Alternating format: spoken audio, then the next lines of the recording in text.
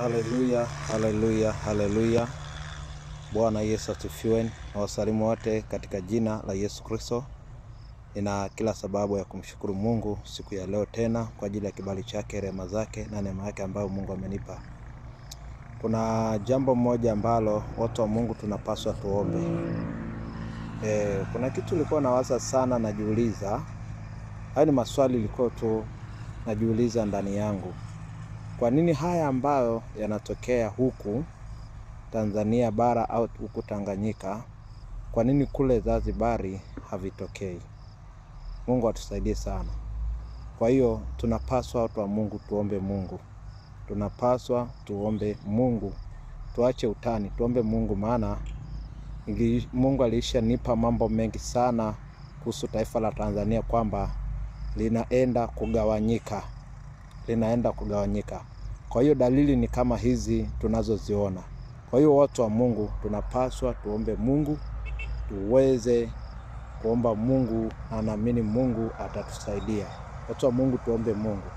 Haya mambo ambayo yanaendelea sio mazuri ndani ya taifa la Tanzania. Kanisa limelala, kanisa limezinzia, wamelala, wameisha zimwa. Lakini tunapaswa watu wa Mungu tuamke. Mambo mengi sana ambayo Mungu alishazungumza nami, ameshazungumza mengi sana. Kuna mgawanyiko ambayo inaenda kutokea ndani ya taifa la Tanzania. Ndio haya walikuwa wakati na waza haya maswali. Kwa nini kule Zanzibari watu wametulia, lakini huku Tanganyika mambo si mazuri? Watu kila siku hapo ni kutekwa, mara kuna hii, mara hii, mara hii. Shida ni nini? Shida ni nini? Kwa hiyo tuombe Mungu aenda akalete ukombozi ndani ya taifa letu la Tanzania, na huku upande wa Tanzania bara itulie, kwa sababu hatuko wakati salama. Tuombe watu wa Mungu. Tuombe watu wa Mungu.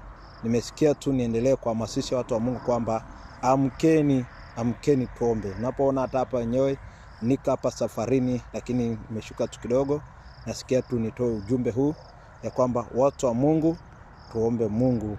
Anaamini ya kwamba Mungu atasikia maombi yetu. Wana wa Israeli wakati walikuwa wanateswa na Farao, walimlilia Mungu, walimlilia Mungu na Mungu akasikia. Kwa hiyo naamini ya kwamba hata Mungu na sisi atatusikia wa Tanzania na atatuokoa. Mwenye sikio na sikie neno hili katika jina la Yesu Kristo. Amen.